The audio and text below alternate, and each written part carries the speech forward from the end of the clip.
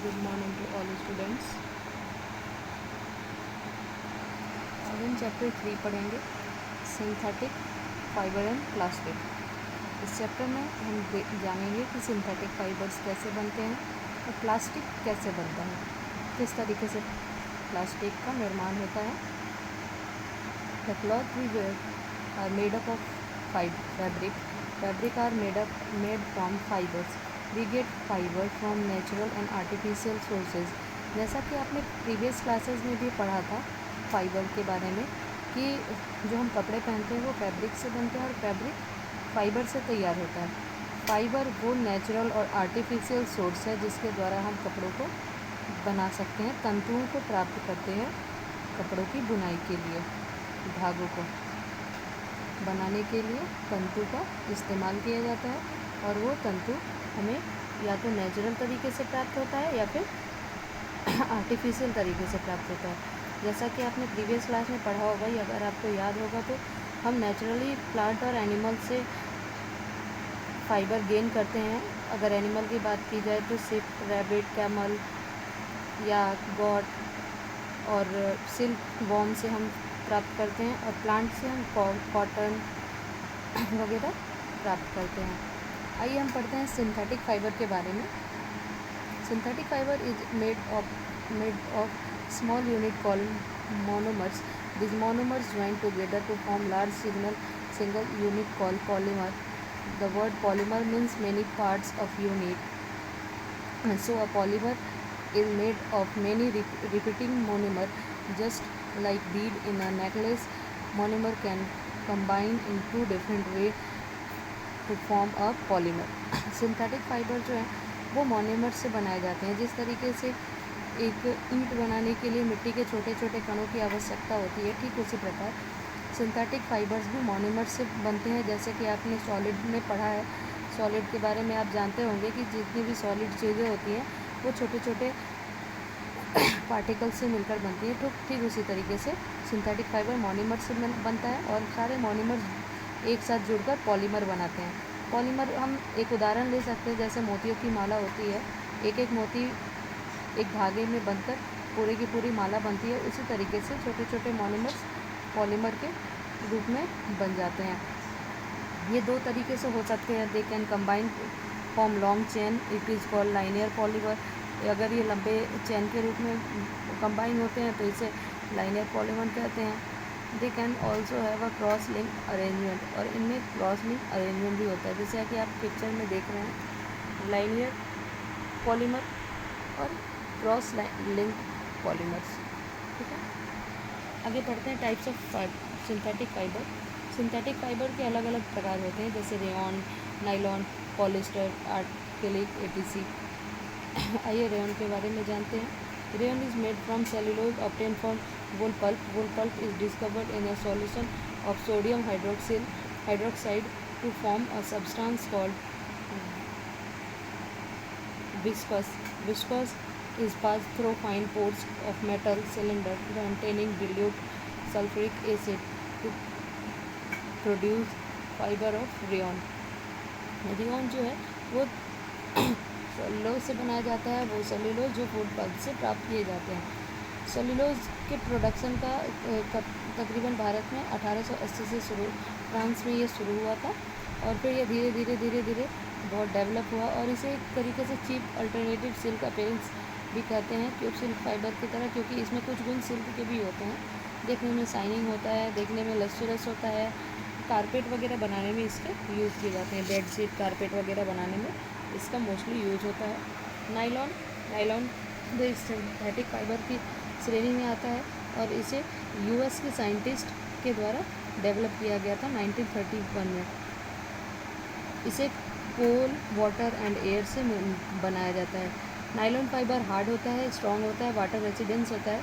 इस वजह से इससे आपने देखा होगा कि जितनी भी रस्सी होती है, पानी कुएं से पानी निकालने वाली रस्सियाँ हो गई, ब्रश हो गया, हमारे कॉम्ब हो गया, पैराशूट वगैरह हो गए, ये सब नाइलॉन से ही बनाए जाते हैं। Next is polyester. Polyester synthetic fibres का एक ऐसा ग्रुप है जिसमें बहुत हद तक नाइलॉन्स के कुछ प्रॉपर्टीज़ भी पाई जाती है। कुछ पॉलिस्टर के फैब्रिक जो पॉपुलर हैं, अलग अलग उनके नाम हैं। ये इसमें रिंकल्ड रेसिडेंट होता है। पॉलिस्टर में क्या होता है कि अगर उसे लंबे समय तक यूज़ किया जाए और उसे आयरन वगैरह ना दिया जाए तो वो एक समय के बाद सिकुड़ने लगता है, उसमें सिकुड़न आ जाती है। Next is आर्क्लिक। आर्क्लिक एक वुल लाइक ये फाइबर है, सिंथेटिक फाइबर है जो कि ऊनी होता है। इसे मोस्टली वुलन क्लॉथ्स बनाने में यूज़ किया जाता है, जैसे स्वेटर, शॉल, सॉक्स वगैरह या ब्लैंकेट वगैरह बनाने के लिए इसका इस्तेमाल किया जाता है। Next topic is characteristics of synthetic fibre. Synthetic fibres के वर्गीकरण। Synthetic fibre have now become quite popular in their own right. They are convenient to use, relatively less expensive and call of very little care. They do not shrink when washed and need very little or no ironing. They are therefore called wash and wear material. चूँकि synthetic fibre का रख रखाव बहुत आसान होता है, ये less expensive भी है, यानी ज़्यादा महंगा भी नहीं होता है, और इससे रख रखाव में ज़्यादा ऐसा नहीं होता है कि बहुत ध्यान देने की ज़रूरत हो। नॉर्मल में भी ये होता है, इसे प्रॉपर आयरन वगैरह की ज़्यादा ज़रूरत नहीं होती है, इसलिए इसे वॉश एंड वेयर मटेरियल भी कहा जाता है, यानी कि धोकर सीधे पहनने वाले मटेरियल भी कहे जाते हैं।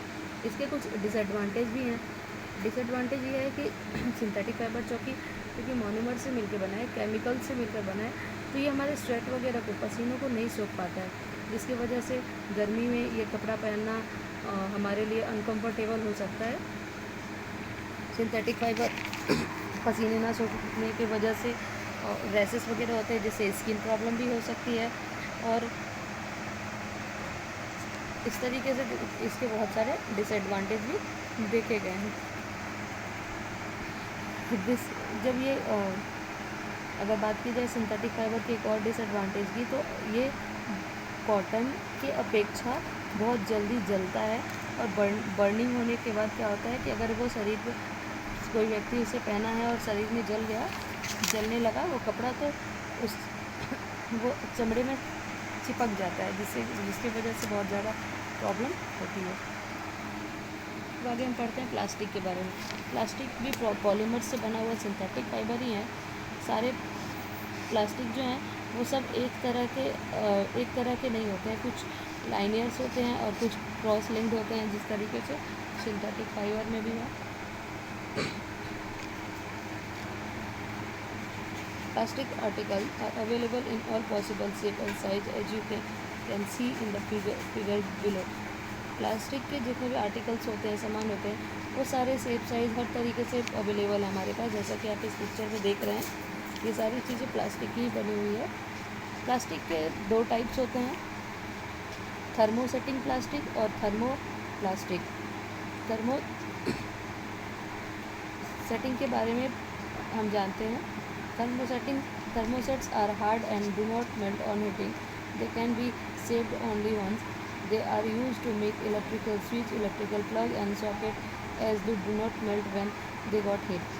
Thermosetting प्लास्टिक वैसी चीज़ों को बनाने में यूज़ होता है जो कि बहुत ऐसा जो कि जल्दी जलता नहीं है, बर्न नहीं होता है, हीट नहीं होता है, जैसे इलेक्ट्रिक स्विच वगैरह हुआ, इलेक्ट्रिक प्लग हुआ, सॉकेट हुए, कुकर का हैंडल हुआ, ये सब चीज़ें थर्मोसेटिंग प्लास्टिक से ही बनाई जाती हैं।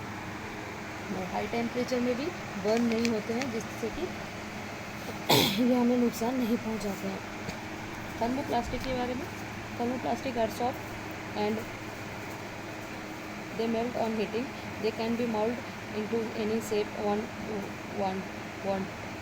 थर्मोप्लास्टिक जो है वो बहुत सॉफ्ट होता है और हीट देने पर मेल्ट हो जाता है, गल जाता है. इसे अलग अलग सांचों में भी डाला जा सकता है, जैसे प्लास्टिक हो गई, पॉलीथीन हो गया, चाहे छन्नी हो गई, टॉयज़ हो गए हैं.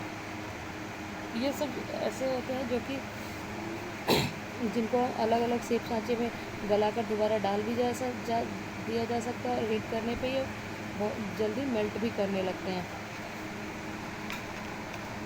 डिफरेंसेस दिए गए हैं शॉर्ट में थर्मोसेटिंग और थर्मोप्लास्टिक के बीच में. थर्मोसेटिंग हार्ड होता है, जबकि ये सॉफ्ट होता है.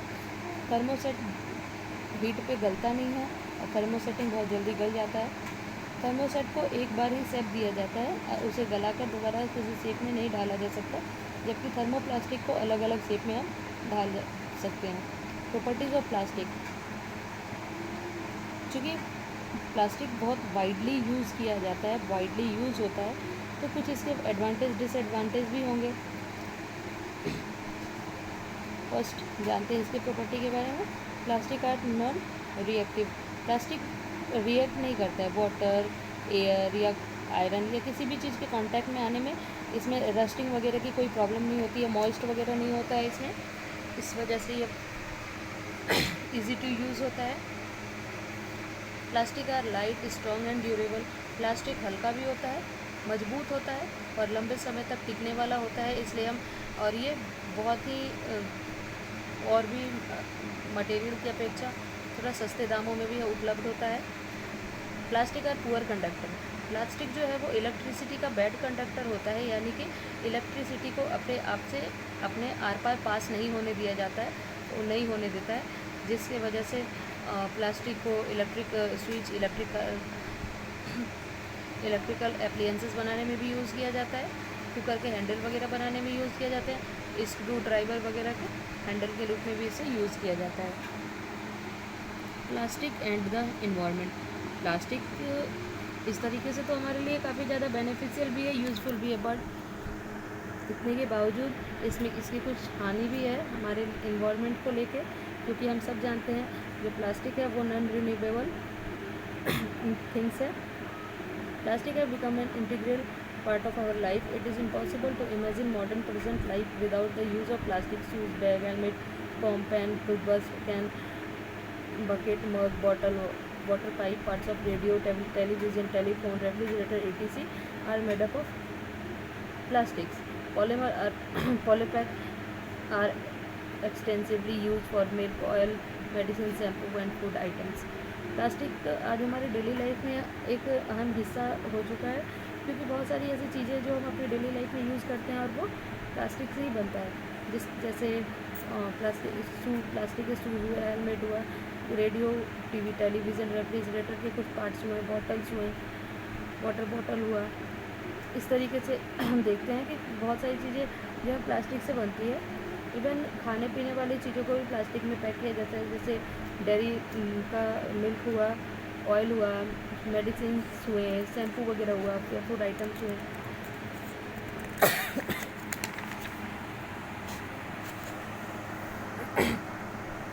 लेकिन इतने के बावजूद ये नॉन बायोडिग्रेडेबल सब्सटेंस होता है, यानी कि इन्वायरमेंट में ये आसानी से गलता नहीं है और सॉइल पॉल्यूशन भी क्रिएट करता है और गंदगी भी फैलाता है। अगर इसे जानवर वगैरह खा लेते हैं, कोई जैसे मान लीजिए जो फूड ईटर होते हैं, यानी कि चारा खाने वाले होते हैं, जैसे कि गाय, भैंस वगैरह, यदि वो खाते हैं उनके पेट में चले जाता है, जिससे उन्हें बीमारियां होती हैं, प्रॉब्लम्स होते हैं। Measure to minimise the use of plastic, हमें प्लास्टिक के यूज़ को मिनिमाइज़ करना चाहिए। बहुत कुछ मैटर में हम उसके यूज़ को रिड्यूस कर सकते हैं, जैसे कुछ टिप्स बताए गए हैं। प्लास्टिक से बनने वाले चीज़ों को हम कम बनाएं। कॉटन और जूट का बैग यूज़ करें instead of plastic bag. Shopkeeper को भी हम पेपर बैग या कॉटन या जूट बैग यूज़ करने के लिए कहें। प्लास्टिक को इधर उधर ना फेंकें। प्लास्टिक में इडेबल चीज़ें हम ना रखें। प्लास्टिक को जलाना नहीं चाहिए, प्लास्टिक जलाने पर पॉइजनस गैस रिलीज़ होता है। एक सिटीज़न होने के नाते, एक रिस्पॉन्सिबल नागरिक होने के कारण हमें 4R प्रिंसिपल याद रखना चाहिए, यानी 4R यानी रिड्यूस, रीयूज़, रिसाइकल, रिकवर। यानी पहले तो हम इसका कम यूज़ इस्तेमाल करें, नॉन बायोडिग्रेडेबल चीज़ का पहले कम इस्तेमाल करें। जब इस्तेमाल कर रहे हैं तो उस चीज़ों को हम दोबारा यूज़ कर सकते हैं, जैसे हम कोल्ड ड्रिंक के बॉटल्स में पानी रखने के लिए यूज़ कर सकते हैं, या फिर उसके आर्ट एंड क्राफ्ट करके अलग अलग चीज़ें बना सकते हैं। फिर उसे रिसाइकल कर दें, यानी कि अगर वो गलने वाली चीज़ हो, मेल्टिंग होने वाला हो, तो उससे हम दूसरे कुछ फिर बना लें। और लास्ट इज़ रिकवर, और या तो उसको हम रिकवर कर देंगे। ठीक है, इस तरीके से ये आपका चैप्टर ख़त्म होता है। आई होप आप सबको ये चैप्टर समझ में आ गया हो।